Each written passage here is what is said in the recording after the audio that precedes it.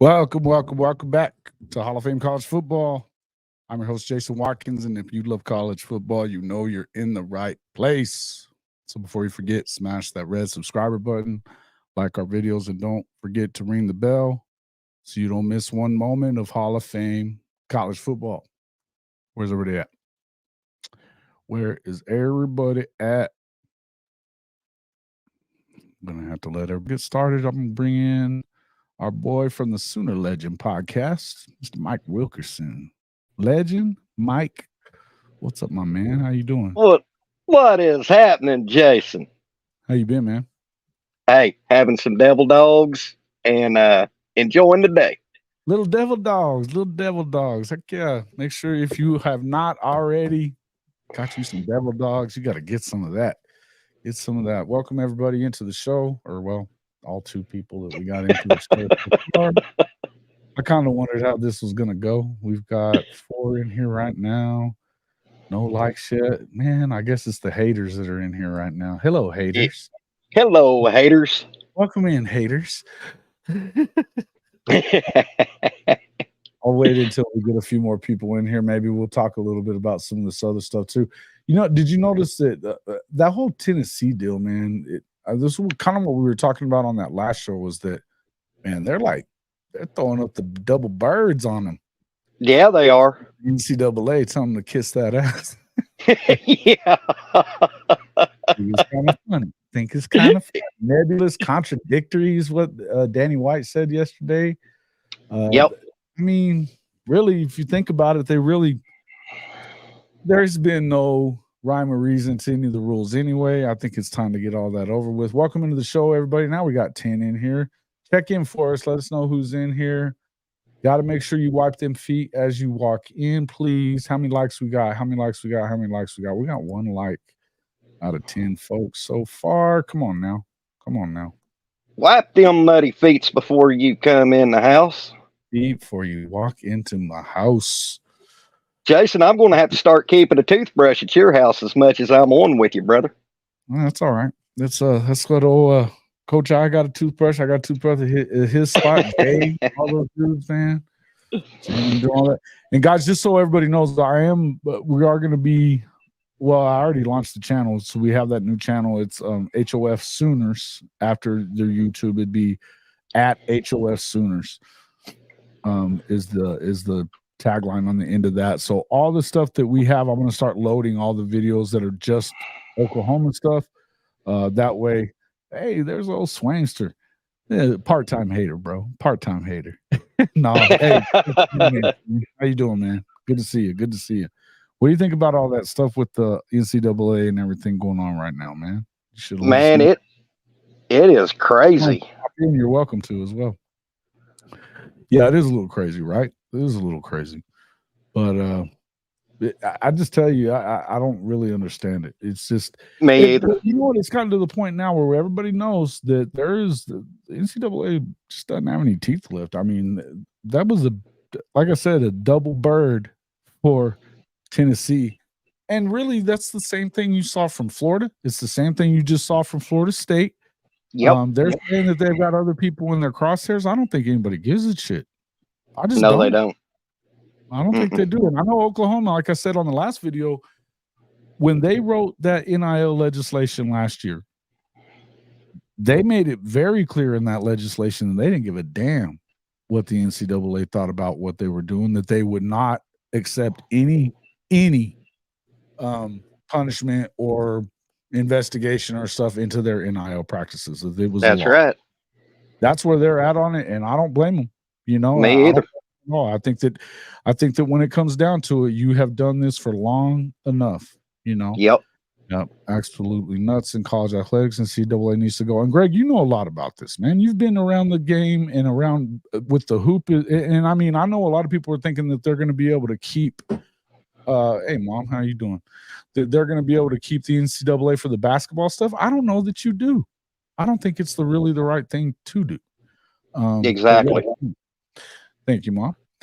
But yeah. Oh, is that your mama? That's my mama. That's mama. Yep. Everybody be nice to my mother. Yeah, be nice. Be nice to mama. Yeah, you say what you want about me. Be nice to my mother. But yeah, so other news. I mean, look, guys, we're going to continue trying to do this, but I want to really focus all of our more of our Sooner stuff into that Sooner channel. So we're going to try to crank that thing up here. I'm going to be dumping a lot of the OU content that's strictly OU content into there. So we'll be doing that over the next, it's as easy as just saying put it there.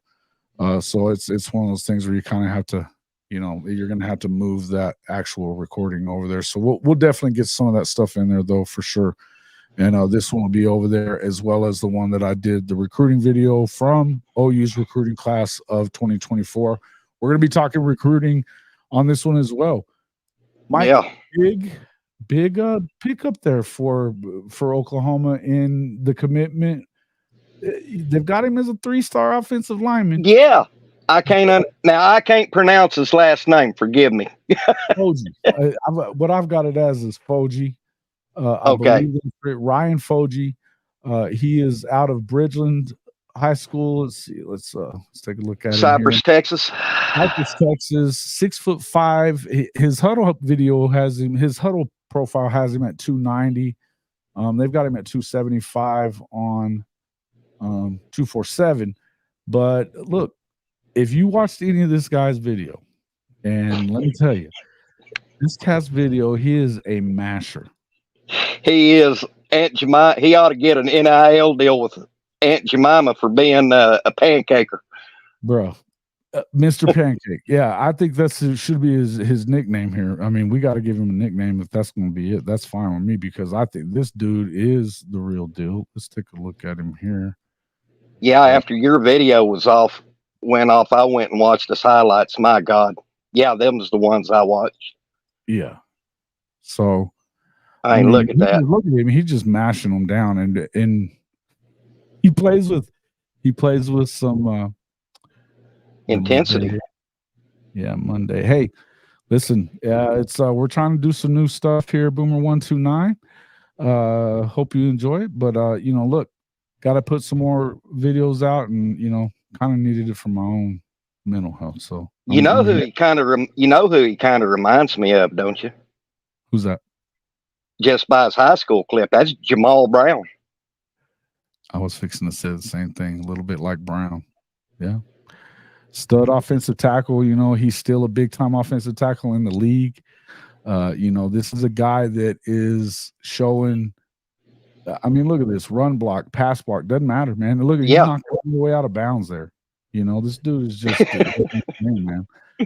And you see him just, I mean, I'm telling you, he's Mr. Pancake. Look at that. Broke that guy loose there. Uh-huh. And you can say what you want about the star ratings. Here's the one thing. One of the things that I looked at, and I ought to drop the video link in the description. In fact, I will after this. There's a really good video by a guy, and I'm forgetting his name, but I really like his channel. They do a lot of research, deep research, statistical data, stuff like that. Particularly on this one was on recruiting. Bam. And he was talking about the fact that there's, well, first and foremost, yeah. Ooh, Boomer 129 says reminds him of Trent. Yeah, big deals. Hey man, yeah, he's flashing. Bloody? Welcome back, bloody. Yeah, hello, bloody. Yeah, man, welcome back we're back in the woodshed, bro. Man, he's making some holes you could drive a Peterbilt through. Yeah, you could. Heck yeah, man. You could put a double wide woman through the sucker. Me and you could run through that line, Jason. That sucker, and hey, man, that might be tough, but I could get through. I might be able to get 5 or 6 yards off of one of his blocks. I could pick them up a first down if they needed it. Maybe so, right? Yeah, listen, I mean, he's a big-time player. And here's what I was saying is that one thing is that with his studying and some of the stuff that I was talking about it on that video, but I didn't get as deep into it as before, is that, look, we talked about how little stars mean when it comes to evaluation because, as I talked about on that video, some of those guys there's no way that you can get out there and look at everybody. This guy, look, I understand he's in Texas, but those guys get overlooked. We know that, right? Uh-huh. They get overlooked. They get overlooked a lot. How did Ollie Gordon not end up freaking getting an offer from Texas until right at the end, Swain? Exactly. You know what I mean? I don't even understand that, but he didn't. I don't know when Oklahoma offered him at any point or whatever, but I mean, we're talking about a guy that is probably the best running back in the state, in the nation, coming into this season, right? From what we saw from him a year ago.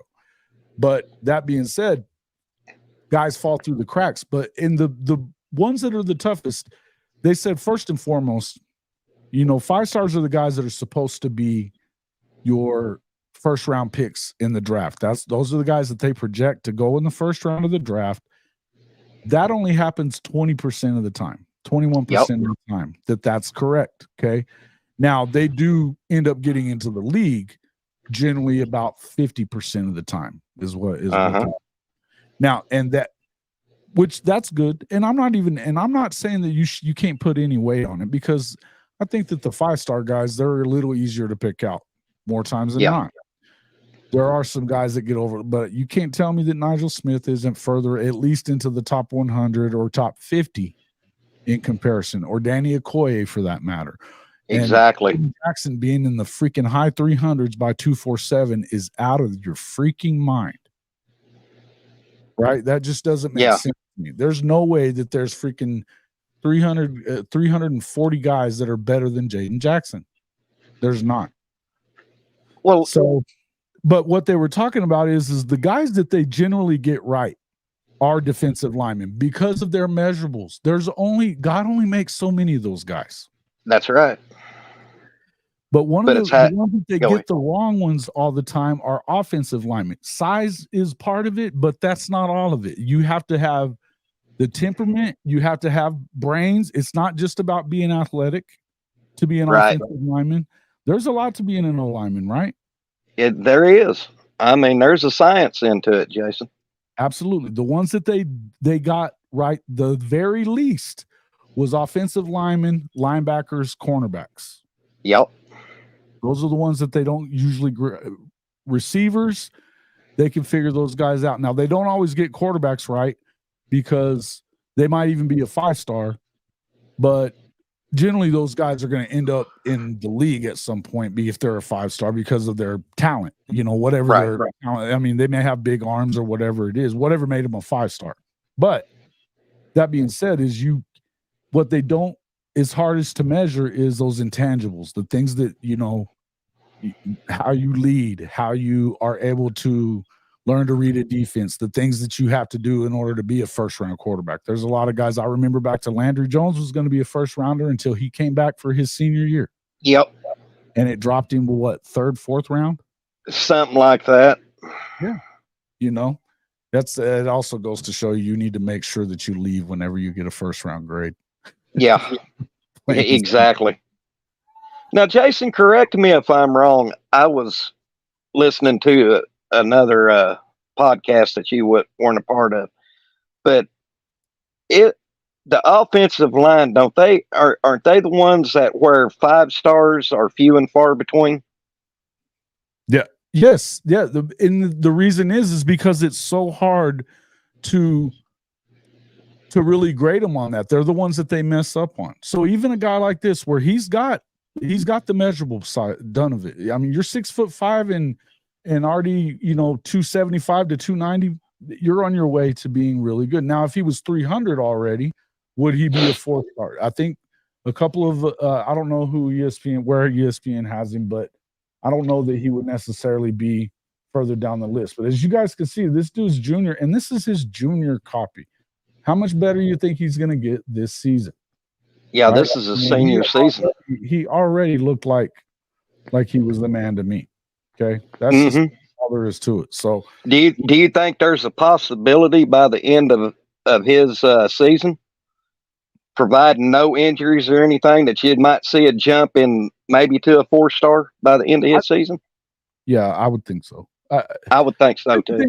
Here's my deal about it. Maybe not. I mean, I don't know. It doesn't seem like they get a lot of the guys that BB gets are those high 4 and 5 star guys. Now, what I would tell you is that I don't think that he gives a flying shit about how many stars they got. I'm the same way. I don't think he cares, because I think that he trusts his evaluation of what they are and what he can build them into. You look at Tyler Guyton. Yep. Tyler Guyton 2 years ago, when he came over from TCU, was warming the freaking bench. He's going to go in the top 20 of the draft. Yep. Prime example. Another first rounder. So, by Bill Bedenbaugh. Yeah. And I mean, and when you look at, okay, they were all over the place when it came to EPL, and the other kid from the one from, oh man, let me go find him real quick before I say that. Was that the one from California? From Sierra Canyon. Brooks. Yeah, Brooks. That's him. There he is. Yeah. So both of these guys are ranked in the top 100 in one of the top 4 recruiting class, or one of the top 4 services, right? Right. I believe it may have been on 3. Let me look and see which one it is. But ESPN actually. Wait, is it on 3? Maybe it's on 3. One of them has EPL at number 33 in the countries. That's one spot on the ranking list away from 5-star. Mm-hmm. And as the number 1 interior offensive lineman. He missed being a 5-star by 1 stinking spot. Right. I still ain't figured that one out, because it doesn't make any sense. Same with, and look, they've got Brooks is also, he's number 3 on one of the lists. But they're both, I mean, the difference in them in those 4 lists, and I had it up there on the screen on that other video. You guys make sure to go check that out, that video. If you hadn't already seen my recruiting video and how underrated I feel like the 2024 class was for Oklahoma, you should go look at what I'm talking about, because, man, if you just take those guys there were 7 guys that were in the top 100 of one of the recruiting services rankings. Okay, 7. If you look back at the Jackson Arnold, PJ, Peyton Bowen class, they had, according to 247 in the composite, they had 6 top 100 players. Now, 7, it's at least comparable. I would tell you that I believe that, first off, I think Taylor Tatum's the freaking 5-star. He's the number 1 running back. I don't know how he's not a 5-star. The dude can do it all. Then I also believe, I mean, look, you look at the receiver that receiver is one of the best guys in the country too. And I'm telling you now, had he chosen Ohio State, don't tell me that they don't make him a 5-star, because exactly that. Yeah. Heartline always has the number 1 receiver class in the country and the number 1 receiver in the country, according to these recruiting services. Shannon Terry told Shelton and them from High Top that he listens to what they have to say. Whether or not they evaluated it the same or not, they're going to listen to him more than not, right? That's just how it is. And at the end of the Cowboys, Sooner in Texas, Bloody, all you guys, thanks for coming in. Go ahead. And one thing I always pay attention to, I don't pay attention to them stars anyway. I look for production on the field when they start either in the rotation or as a starter at their prospective school. That's what I pay attention to. How their pad level is, how they're aggressive, how they get off, like on offense, how they keep their hold their block until the end of the play, or on defense coming off a block to get the sack. That's, to me, that's more than any star in the world. Okay, well, here's another thing. Now, this is going to cover you up, Mike, but I'm go ahead. Pull this overlay up real quick. This is what matters right here. Mm-hmm. The offer that he got, and from who? Right. The blue are SEC offers. He got freaking 6 SEC offers. He got another 5 Big Ten offers. We're talking about Oklahoma, Arkansas, Texas A&M, Tennessee, right? That's 11 blue blood schools right there. That's right. SC, Oregon, Nebraska. Nebraska always has a good offensive line. I don't care how bad they've been. Yeah. Right? Mizzou Right. wanted him. All these upstart supposed teams, they all want him.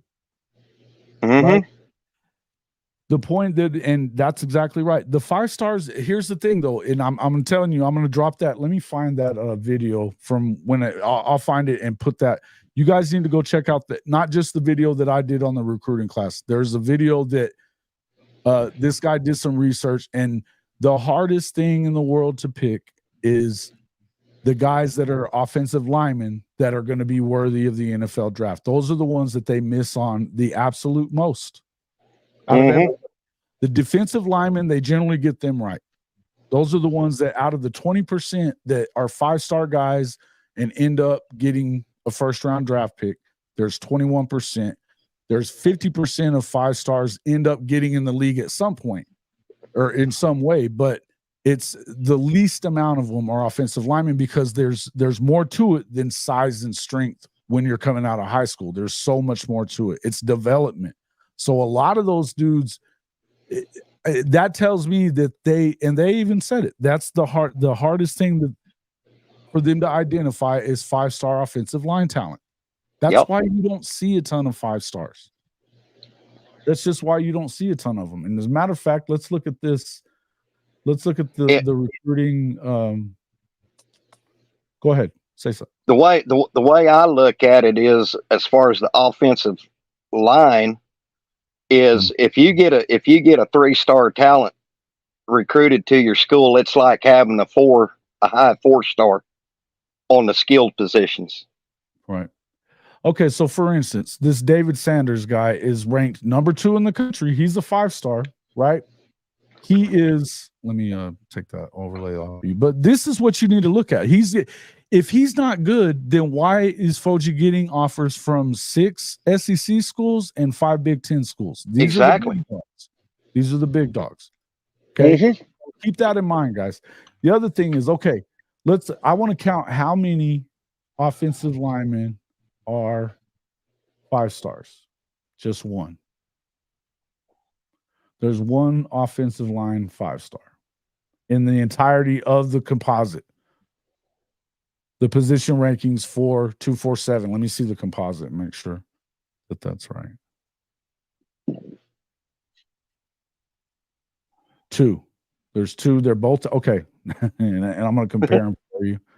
Let me compare them for you. Let me finish with the 5 stars here. Make sure there's one more. Okay. Nope. There's 2 out of 32 in the composite for 2025's recruiting rankings that are 5-star guys.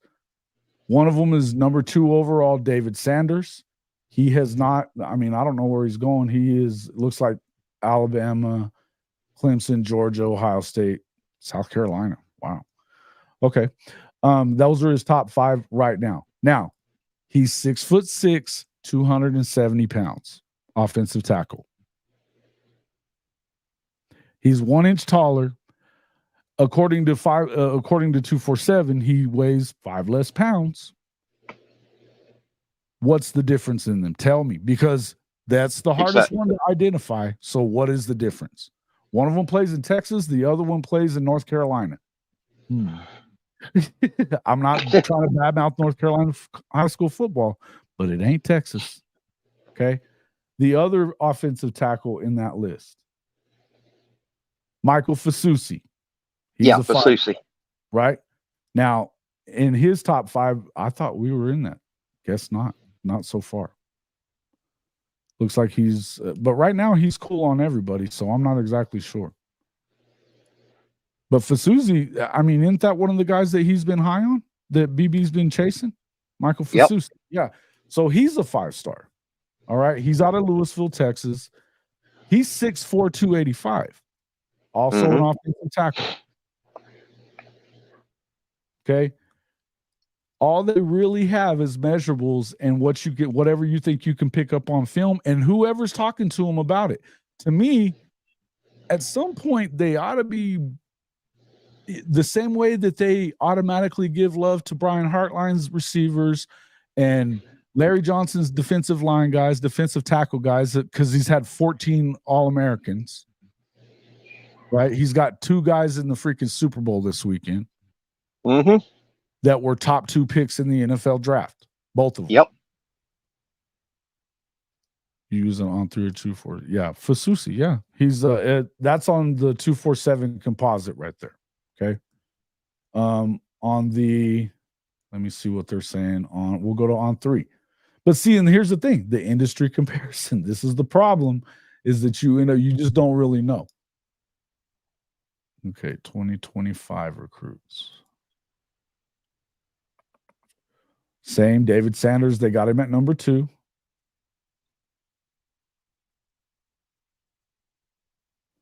Yep, and Fasusi, they got him as a 5-star as well in the industry rankings. Or that's just their rankings, I guess. No, the on 3 industry. So it's still it's still an average. Okay, on 3 has Oklahoma number 1 for me. They do. It's 28-24 with Texas right behind there, right? Who's to say that what that really is? I don't know. But if you're Fasusi and you're looking at the first rounders and second rounders that Bill Bedenbaugh has in the league today, right now, and you're going to add another one, he's got 12. He's got a 3rd rounder and 11 first or second round guys, and he's about to have another 1st rounder. Yep. I don't understand why you would want to go and get, developed by anybody else. I know if I was a big old lineman, I'd want to go to Bill Bedenbaugh. I mean, and he's going to be rough on you, but you know what he ends up turning out, right? Mm-hmm. Trent Wilson, 25 D lineman. Where is he at? Yeah, let me look at him. Where's he out of, Sooner Cowboys? Let me look.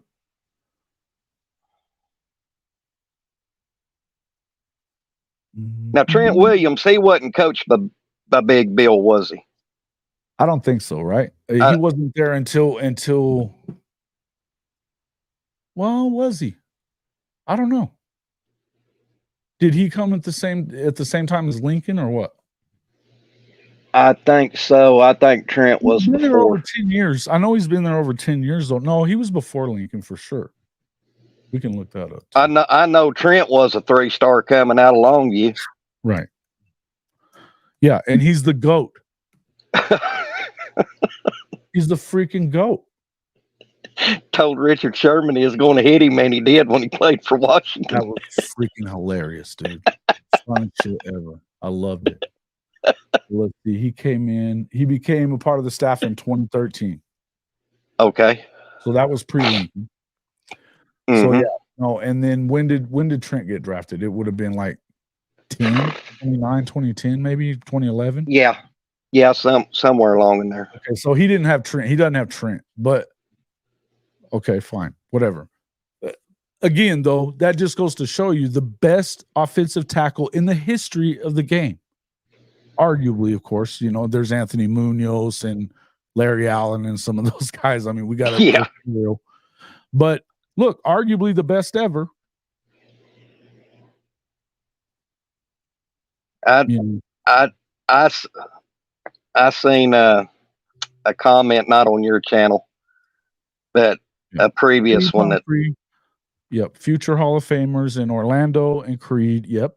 Look, he literally has he has 10 guys in there. Let's see what he's saying. They're saying on his bio here. Developer since 2013. One of the top recruiters in 2017, 18, and 19. Over the last 10 years, OU ranks first nationally in total offense. Well, let's see, scoring offense, blah, blah, blah. Coached the line that helped OU win the Big 12 with total yard. Oh, wow. He has produced the Big 12 Offensive Lineman of the Year in 5 of the last 7 years. Orlando Brown, Drew Samia, Creed Humphrey, also generated 10 NFL draft picks from 15 to 23. Okay, that's in 8 years. He's got 10 NFL draft picks. Yep. And there's only one of those guys I know that isn't a first or second rounder that's in there.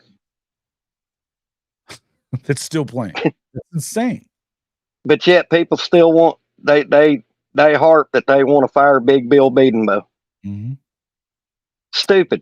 Unanimous first team All-America Orlando Brown. Boy, he was a stud. Oh, bro. Unbelievable, right? God. Yeah. Creed always helping him recruit. Absolutely. Yeah. Creed was a hell of a recruiter. Look at, look, it didn't take long for freaking Coach Prime to try to gobble up his assistant. Yeah. You know what I mean? It is what it is. Let's see. Darrell Williams, yeah, for the Combine. Williams was a first team All Big 12 pick, second team selections. Yeah, man. 14 team, which was the year after he got there, they only gave up 9 sacks all season. Well, in that once, Gabe Eichard was another one of the guys that played for him. You know, Gabe played in the NFL for a good while. Yep. Injuries took him out. Yeah, sure did. Boy, when Gabe was in college, he was a monster. Mm-hmm. Here's the thing about that Sooner Cowboys, and we were talking about this on the last show, and you know, you got to continue to think about this. So guys, if you haven't already hit that like button, please make sure you do.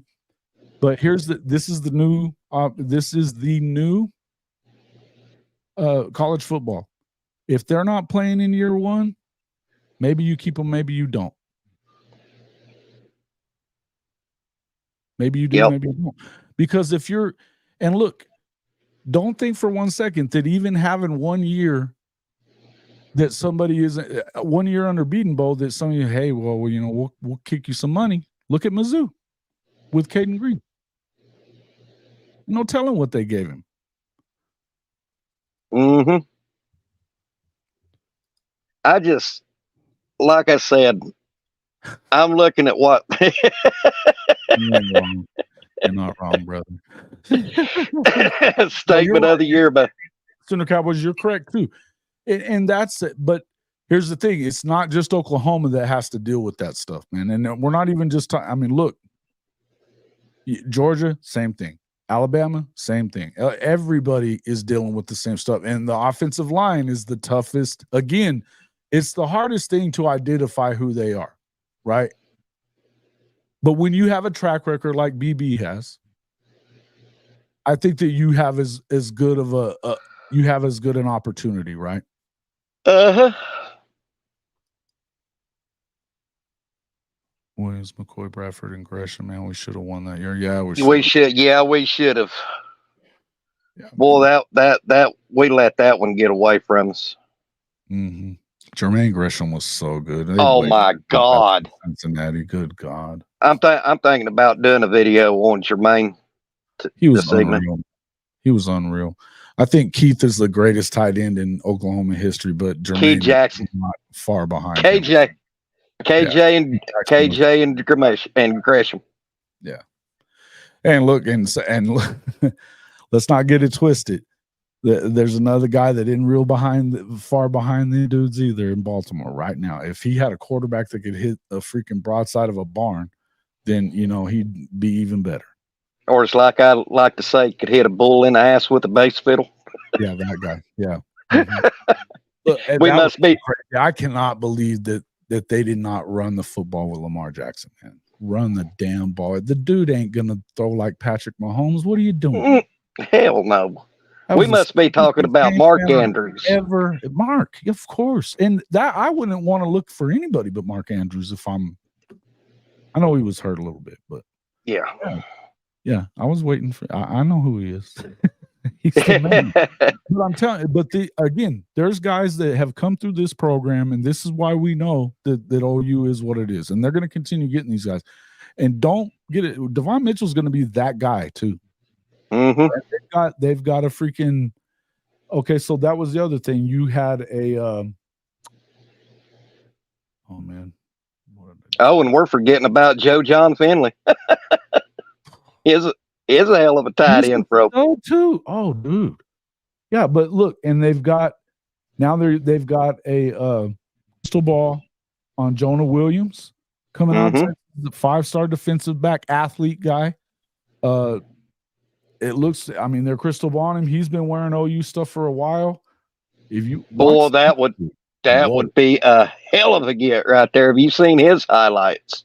He's going to be a safety / linebacker / cheetah guy. He's a cheetah guy. Yeah. Hey, I was going to ask you a question about that cheetah position. Mm-hmm. Spit. Remember when the year we won the national championship in 2000? Yeah.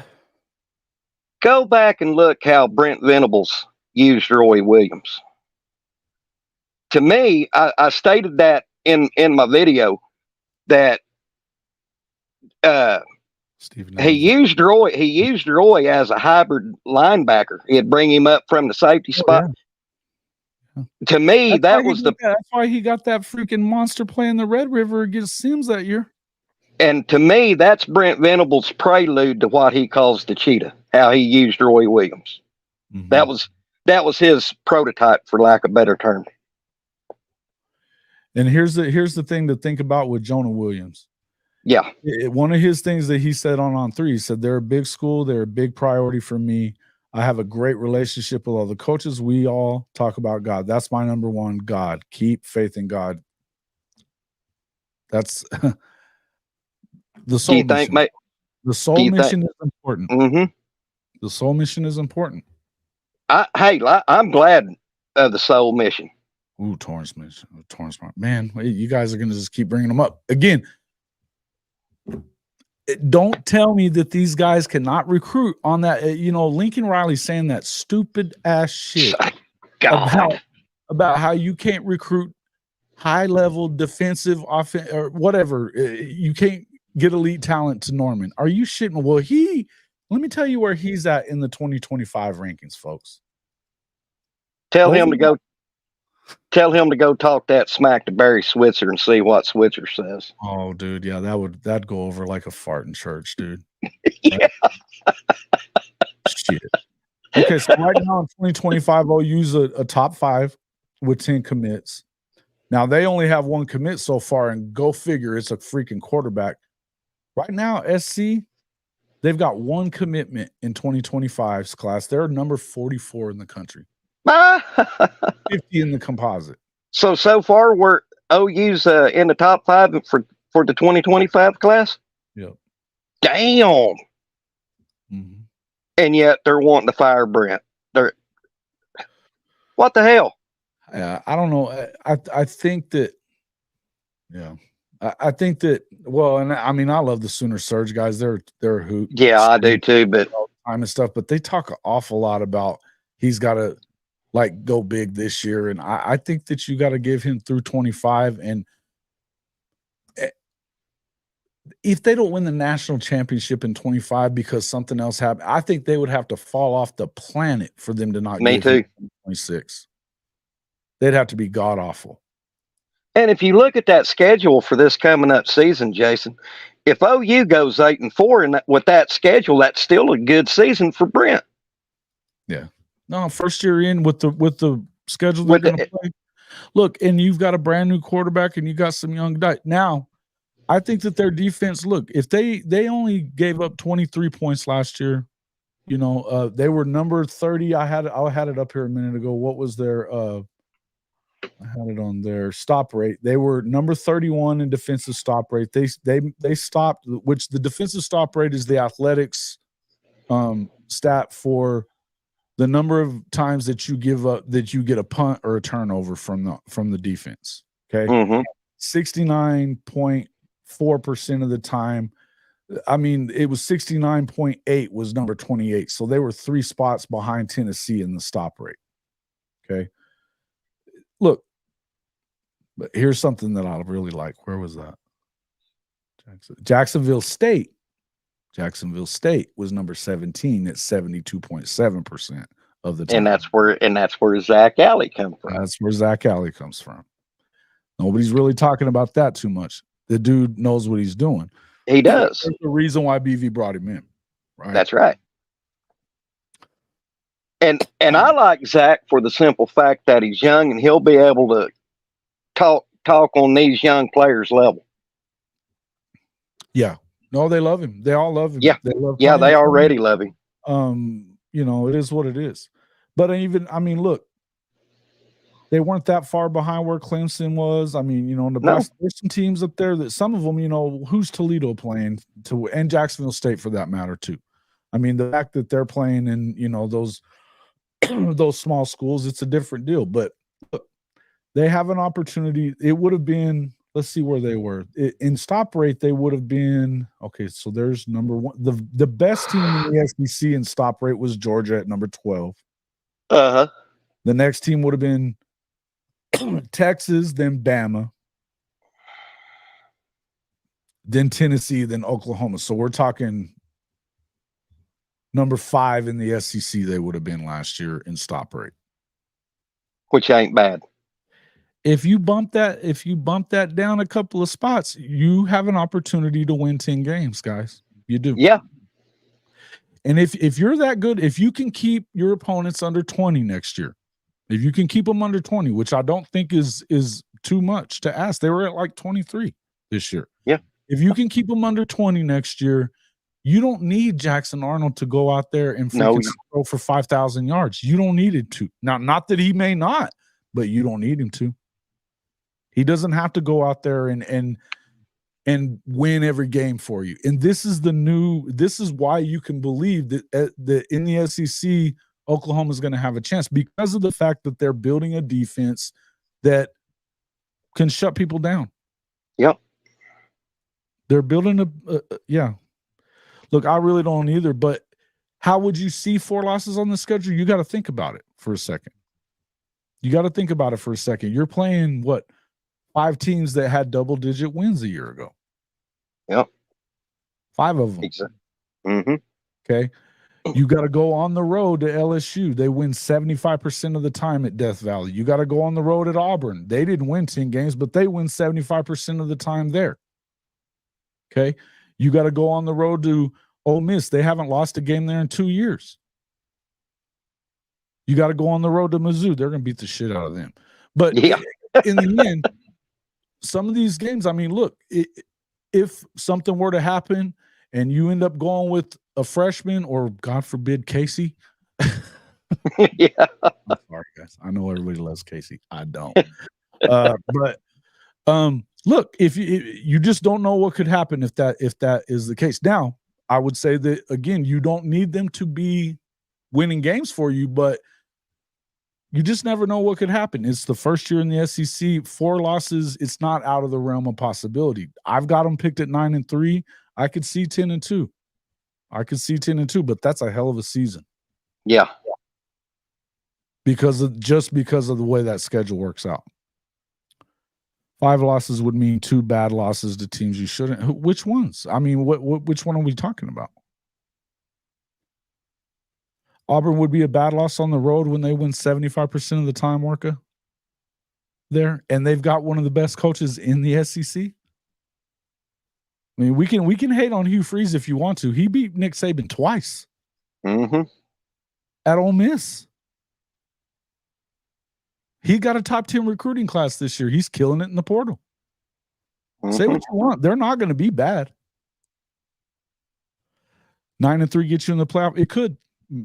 I think it would kind of depend on who those wins are against. If you beat Texas, probably.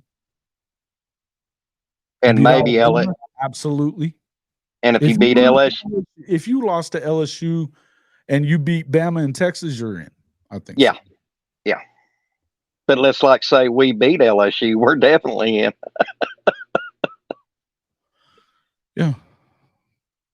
Well, but here's the thing. Now, and again, with the portal, it's not an exact science. You haven't seen people really go over the line and win all of it just by being heavy portal guys. And that's what you do with Auburn. I think but the fact that they recruited top 10 this season, I mean, it tells you that they did well, right? Yeah, sure does. Well. So you got to know, and Hugh Freeze is a hell of a coach, and he's gonna give you problems offensively.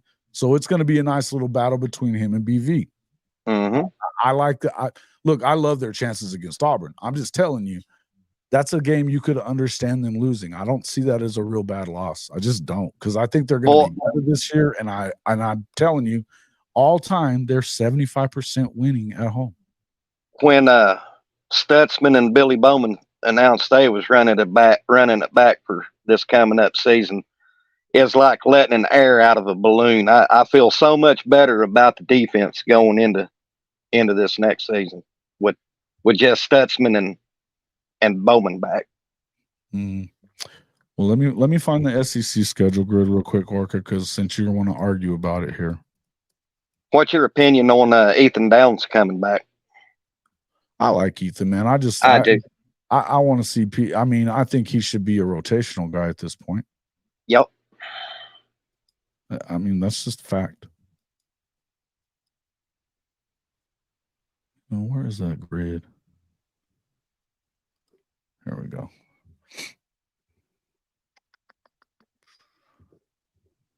Man, that ain't the one. Did Justin Harrington get his medical red shirt? I don't know.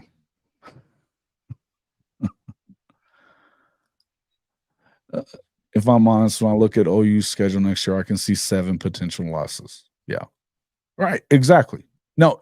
Now, do you think they lose all 7? No. And that's the same thing we kind of talked about them last year, where you could see 4, but you didn't expect 4, right? There were 4 or 5 teams that might be, right? And one of those was, everybody wants to talk shit about Kansas, but Kansas is good. They got them ranked higher than they got Clemson ranked right now. Mm-hmm. All right, let me share the screen real quick. Screen, share screen.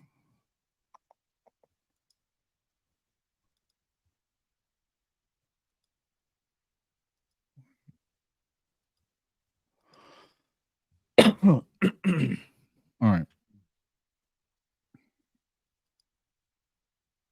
Crank this up a bit. Ah, that's better. All right, here we go. Maybe. All right.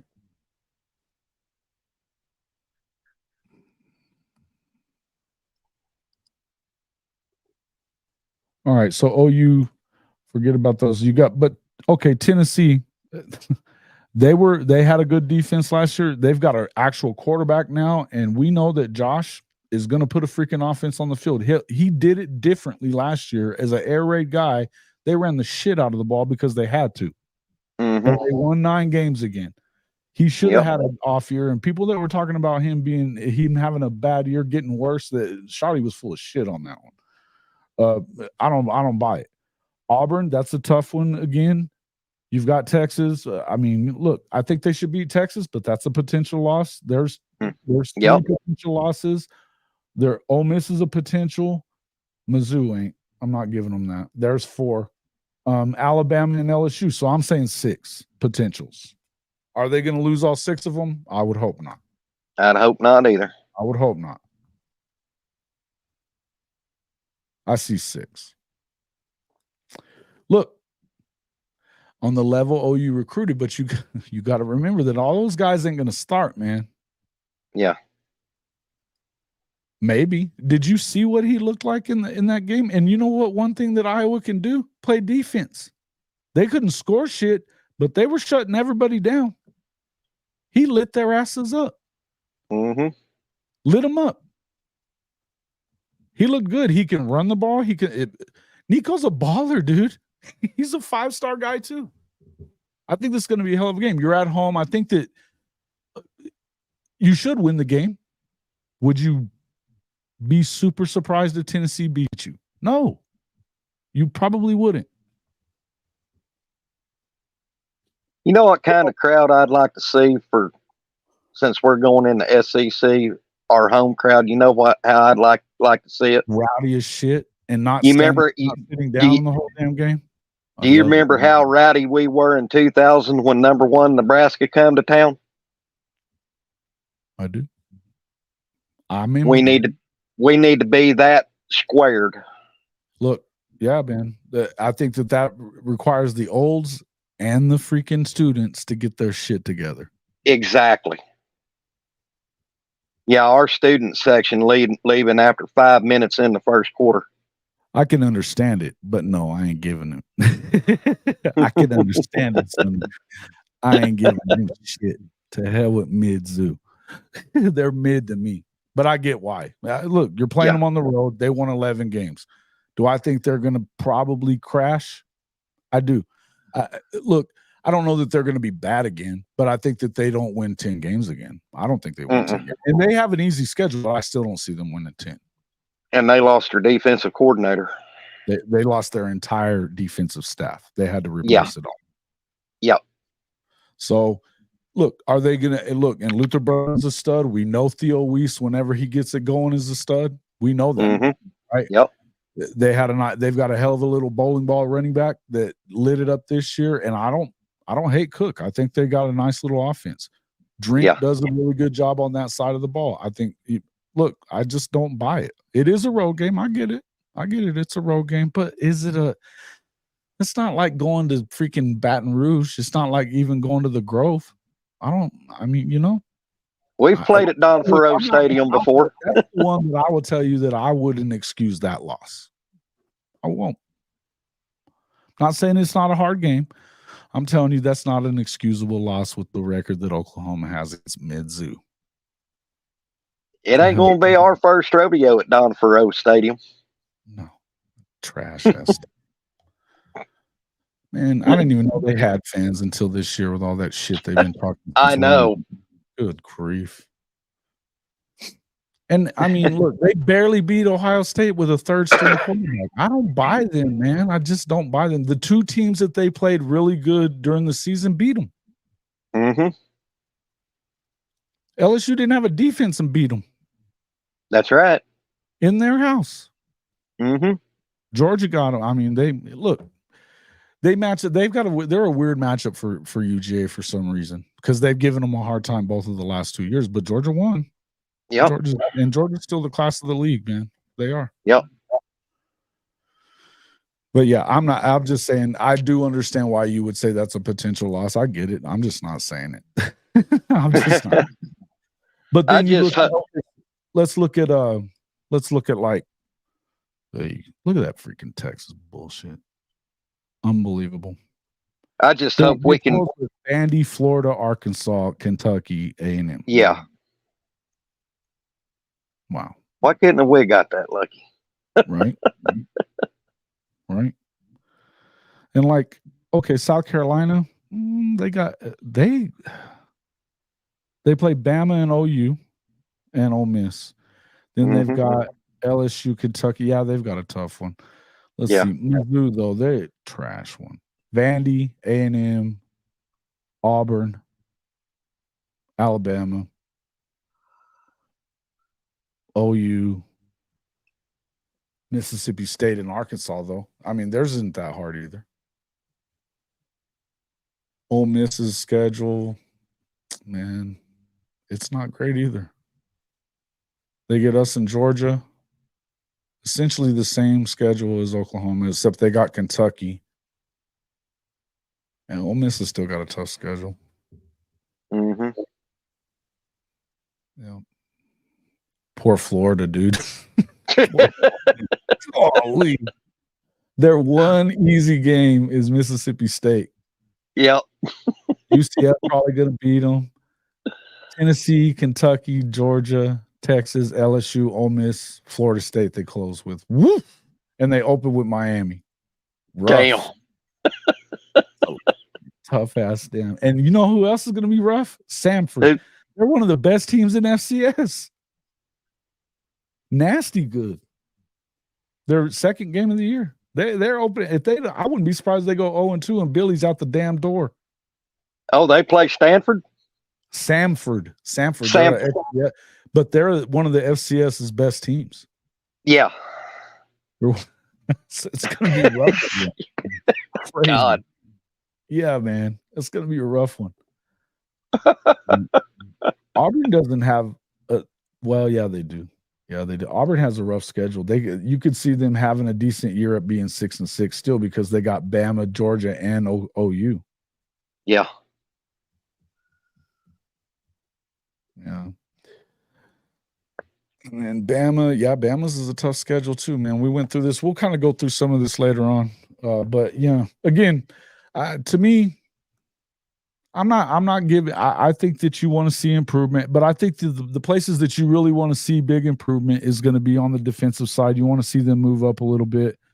I think if they do that, the chances of winning 10 is very good because of the fact that if you can shut down everybody else. But the hard part is going to be those road games in the SEC first year. Now, the good news is that your toughest games are coming off of buys. Right. Right. You got your Texas game coming off a bye, and then you got Bama coming off a bye. Plus, before that is their cakewalk one, the Rhode Island game or whatever it is. Right. Maine. Yeah. Tennessee, Ole Miss, Mizzou, and LSU, my only potential losses. Red River's Red River.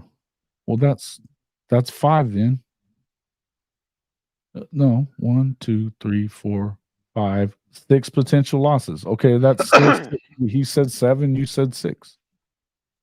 Because you're not saying Auburn. You're not saying Auburn is why purple. Okay. I'm telling you that's a potential loss no matter what, because just by history, that's a freaking potential loss. I'm not saying they should win or should lose. I'm saying that it wouldn't surprise me. Oh. And that's what you have to look at is, okay, that schedule there. Here's what you have to realize with these schedules. When you get to these games is, okay, who do they got before Auburn? It's the Tennessee game. They got a tough game against Tennessee at home, then you back it up with Auburn. Tough road game right off the bat. After you probably played a really good game with Tennessee. It's the second game that'll sometimes get you. That's what they talk about all the time. That's not a perfect position for them to catch Auburn on the road. Exactly. Oh, you didn't say Alabama either. Bro, come on, Orca. Bro, crazy. I just hope that this coming in season we can keep attrition to a bare minimum. Hold on. First year in the SEC, he's got to win every game on the road, is what you're telling me? Against the one road game that they got that isn't against a 10-win team is the Auburn game, who's won 75%.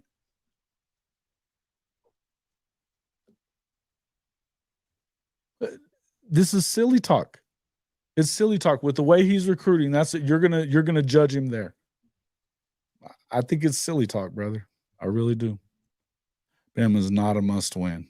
It's still Alabama, bro. And that guy's lost 12 freaking games in his entire career as a head coach out of 116. Mm-hmm. I mean, you want to win there. Yeah, you want to win. You would hope. It's a home game. That's the time that you should get them.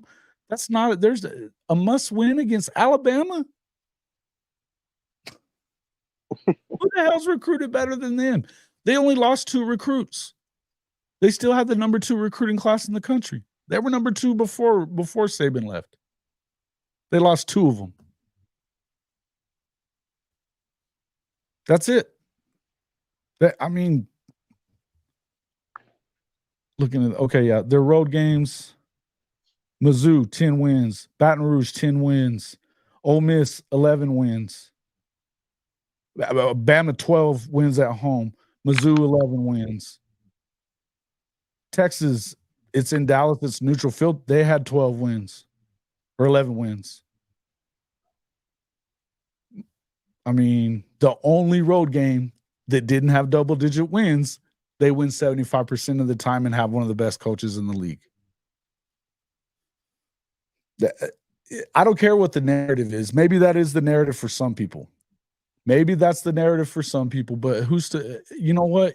My prediction is 25 is their year to like really shoot for it all. I know a lot of people are higher than that. But I'm going to be okay with it if they don't lose freaking 5-6 games. And look, if they were to go 7-5 and there was something really bad that happened, that could even be understandable. Mm-hmm. It just depends, man. It just depends. Yeah, keeping Jackson healthy and Look, who else is as a head coach, who's beaten him twice? Who's beaten him twice? Kirby hasn't beat him twice. Mm-mm. Kirby hasn't beaten him twice.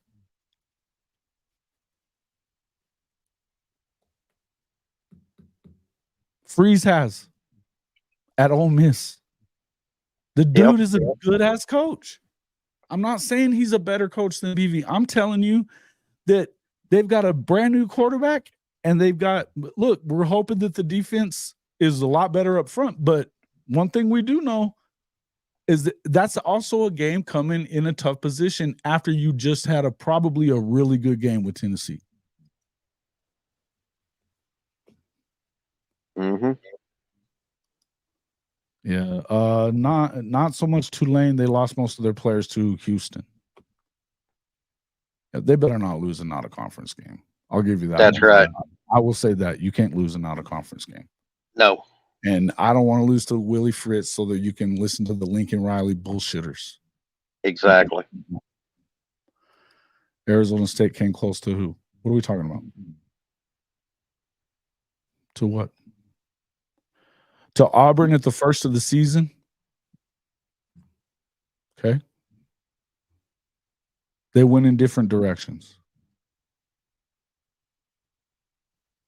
I don't know what you're saying. Can't have sleep. There's no that you expect kids to be perfect every week in and week out. Their first year in the SEC, the toughest conference in the country. Look, we are all high on this football team. We're all high on the recruits. We're all high on BV as a coach. He's still in his he hasn't been a coach as long as Hugh Freeze. I could see them losing a game that maybe they shouldn't. I could also see them winning a game that they probably shouldn't in year one, right? I think if you're able to beat Texas and you're able to get an Alabama win, or for some stretch of the imagination, you go into freaking Baton Rouge and get a W there, right? Mm-hmm. That's huge, right? So if you were to get a win in Baton Rouge, but you lost to Auburn, coming off of a tough game with Tennessee, you can't deal with that? Bro, wait a minute. It doesn't matter where you were. If you've lost 12 games out of 116 as a head coach at any level, you're a bad dude, man. Do you know what they were the year before he got to Washington? And he lost 3 games at Washington. Who's that? DeBoer? DeBoer, yeah. DeBoer. He's a hell of a coach. Man, look, sometimes you're going to have – look, I'm just telling you, sometimes you have to suffer through some of those tough losses. Sometimes – bless you. Excuse me. Bless you. True, thank you. Sometimes a loss like that will re-galvanize you. And I think that's where you have to learn toughness. And the only way to learn it is to go through it.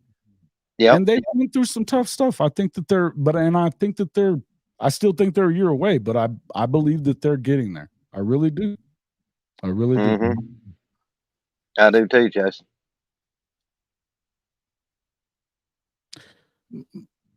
You don't know that. You don't know that. Maybe you do, maybe you don't. Again, that don't matter where you got your wins. Who'd you get your wins over? They're going to start counting top 25 wins and stuff like that. Yeah. Look, if Oklahoma has 3 losses, they have probably the toughest schedule aside from Florida, which Florida ain't going to be 9-3, guys. They're not. So that means that they will have had the toughest SEC schedule with a 9-3 if they were to hit 9-3, and that's my prediction. So I think that bodes well for them to get into the playoff. Yep. Right. I doubt that it would put you – I think you can't have more than 2 losses probably to get into the SEC championship game. But we'll see. Yep. Texas better not – hey, and I'll tell you what, to me, Oklahoma's got. You could understand some losses on OU's schedule. You don't understand shit about Texas losing. If they lose a game if they were to go 9-3 because they lost to Michigan on the road and then they lost OU and Georgia, they're probably still going to be in the conference championship game because they would only have 2 losses in the conference. Mm-hmm. Which it is what it is. Yep. They're getting 3, but there's going to be 3. There's going to be at least 3 SEC schools in the playoff. You can bet on it. Guaranteed. Oh,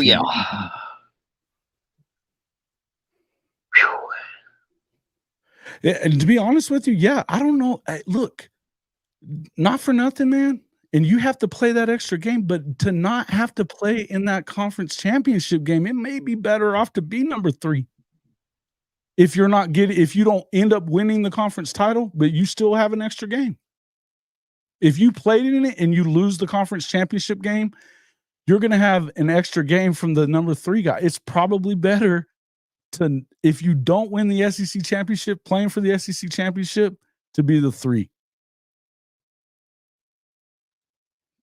Less games to get beat up in if you're trying to win the title. I could see it happening, man. I think number 3 isn't a bad place. You want to be number 1. I think that because you'll get a bye. You win it, you're getting a bye. But, man, there's no guarantees.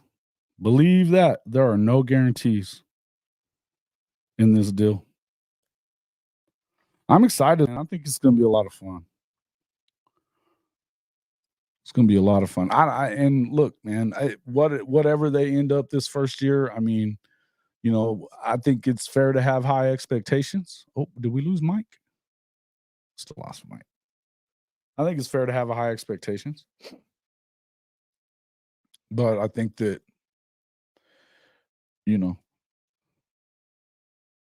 I think that everybody might get rid of the conference championship game when all's said and done. Again, it's going to kind of all depend on – there's a lot of shit that's about to happen with this whole deal. We don't know what the CFP is going to be after this. After the first 2, it may be completely different than what anybody thinks. They're certainly not going to do any changes to it until as long as Washington State and Oregon State are still holding out on that vote, they'll just wait it out.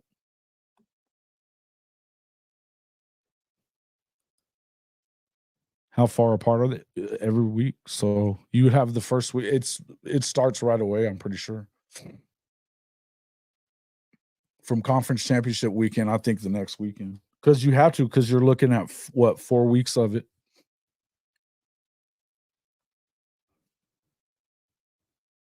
Well, yeah, but I agree with that. I think it all depends on how this playoff thing works out. If you don't need it, guys, we talked about it before. And Mike, I don't know what happened. Did he lose it? He might have lost power or something. I don't even see it in there.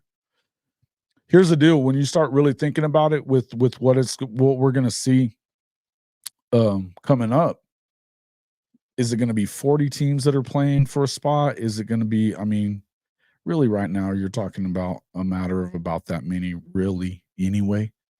But, if they get the G5 schools out of the way, and if they do a subdivision,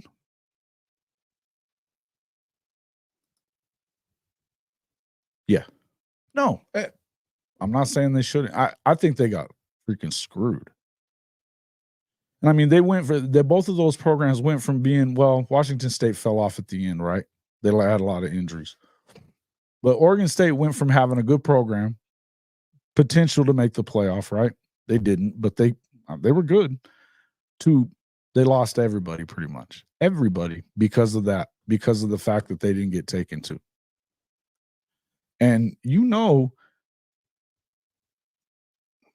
a better program overall than what we don't know what the format looks like. We just don't know because of the fact that who's to say. But no, I'm with you, James. I wouldn't I don't blame them at all. You know, they need to get their money back. The truth is, though, that the SEC and Big Ten don't have to care. They don't have to care. Now, the Big 12 and the ACC, they don't have a vote in this. They're not in the room. Notre Dame's not in the room with this new alliance that they got going on. They're not getting a vote in this. What's going to happen moving forward? It doesn't sound like. If they're not going to be able to go unanimous and get the vote that they want, I don't think that the SEC and the Big Ten are in a mood to give anybody else say over how this is going to go. They're the cash cows. They're going to say, go to hell. We're going to make the choice. I think that they absolutely should have a G5 playoff. I think that you would make more money that way. I mean, it's more football. Everybody loves college football, man. And the group of 5 isn't terrible. Some of it sucks, but look, I don't know. I mean, man, I could see them doing the soccer thing like what they do over in Europe. I could see maybe they don't, but maybe that's an incentive that if you're the champion and, you know, you do X amount of good, you know, for X amount of years in the G5 and you're able to earn enough money that you could move up, move down, whatever. But I would tell you that, do you believe that Vanderbilt or Maryland or freaking Rutgers and all those guys Indiana, Northwestern, are they going to freaking really be in the mix for the playoffs? No.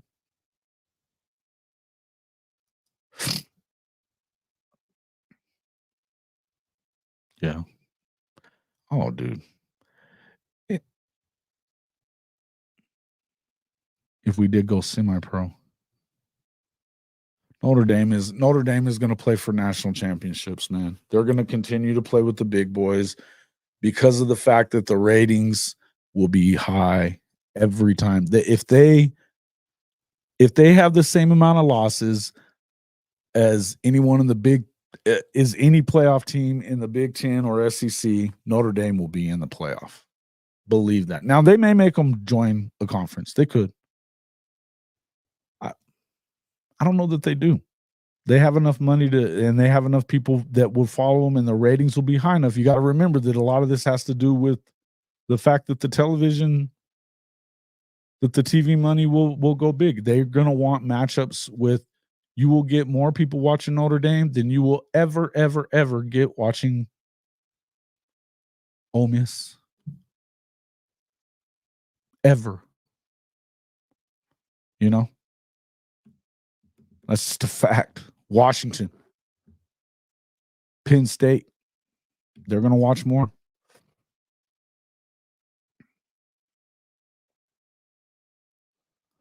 No, they don't. But the point is that, yeah, I don't know that it sounds like if they go to this subdivision type of deal, James, that it may not matter what conference you're in. It's going to be the schools that make the most. So like Okie Light would qualify, but Texas Tech theoretically doesn't. When they were talking about the subdivision before, they were saying you have to make $100 million in athletics. Okie Light's just above it. Texas Tech is like 97 or something last year, whatever. So technically they wouldn't. Now BYU, they may not be as good, but how much money do they make? They probably make $100 million, right? And now they are a power conference. There's another school with a huge following that would do good ratings when they're good. You know, just because we don't like them don't mean shit. You got to put asses in the seats and people got to be watching it on TV. Those schools that are, you know, Kentucky, don't care. In hoops, sure you do. In football, don't care. Mizzou, don't care. Just don't care. Who's going to watch more? How many people are going to watch a game that has Mizzou compared to a game that has Notre Dame? If Mizzou and Notre Dame had the same amount of losses, Mizzou is ass out, SEC or not. This is how it is. All right, folks. We've been going for a good little while. I appreciate everybody coming in here. If you haven't hit that like button, please do. Definitely going to be. Hey, I'm going to drop that. I'm going to go find that deal because this recruiting stuff that we've been talking about. Want you to realize, and again, the one thing that I was going to say is the thing that I believe was the most important is this right here. Forget about the fact that Foji didn't get that he didn't have as many, or he's a 3-star. Forget that stuff. That doesn't matter. What you got to remember is look at all these freaking offers. 6 SEC offers, including Texas, Tennessee, Texas A&M, SC, and then you had 5 Big Ten offers as well. The big boys wanted him. And then when you compare him to the only 2 5-stars in the composite or in the industry ranking for on 3, and they're in on they're what? They're in the he's in the top, they're in the top 3 for Fasusi, right? He's right up there. He's the only 5-star. There's 2 5-stars in the recruiting, and the number 1 guy is 6'6", 270. He's 1 inch taller and 5 pounds lighter. Unless you're looking at his huddle film, they're showing him at they're showing Foji at 290. So, and that is the absolute toughest position. The offensive line is the hardest position to identify the most talent in. This is why you got to believe in BB. Just look at the offers. He's got a ton of them. You know, Kansas has had good offensive lines. They wanted him, right? Okie Light wanted him, of course. TCU, Baylor, right? Look, hey, I mean, at least these are all Power 5. These are all Power 5 offers, every one of them. And he had 11 from SEC or Big Ten schools. That's a big time get. Look, if they're going to get Jonah, wow, big time, right? They're continuing to do what they're supposed to do. And just remember, if you hadn't watched that video that I put out the other day, I hope that you would go over there and check that out. You know, it's a big deal. Oh, yeah, they did have Pitt on there. Is Pitt on there? I don't see him. Anyway, yeah, like I said, guys, that's what you want to look at. And then again, just look at the track record that BB has, you know. But the hardest thing is, the reason I'm going to put that other one in there is I want everybody to see what I was talking about, is that there's this video that I saw.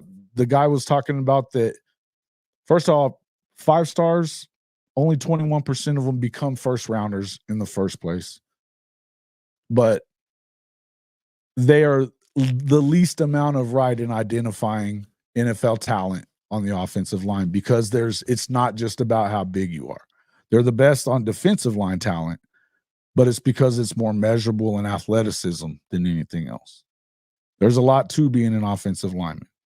You got to have brains along with your brawn. So, look, I would just say that this is a huge pickup. If you watched his video, and if you weren't here for us putting up that video, go take a look at him. The dude's, I think his nickname ought to be Pancake. On this show, it will be. So go check it out. Thanks a lot, everybody, for coming in. We appreciate it. Wipe your feet on the way out if you didn't on the way in. Thanks a lot, guys, for coming in. We'll see you on the next one.